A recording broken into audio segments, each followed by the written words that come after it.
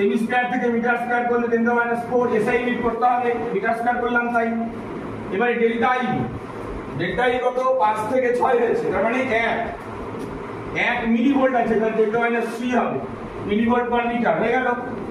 তাহলে তড়িৎ ক্ষেত্রের পরিবর্তন হলো কত সময় হয়েছে, সময় দেওয়া আছে 10⁻10 সেকেন্ড। মান বসানো হয়ে গেল। এবারে আমরা অঙ্ক করব, ক্যালকুলেশন করব।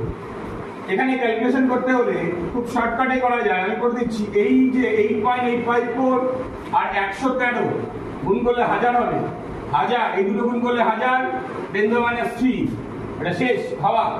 এবারে কি হলো 10⁻10 আর এখানে কত আছে 10⁻4, তাহলে 12 আর 4 16, 10 বার কত হলো 10⁻6 অ্যাম্পিয়ার, তাহলে 1 মাইক্রো।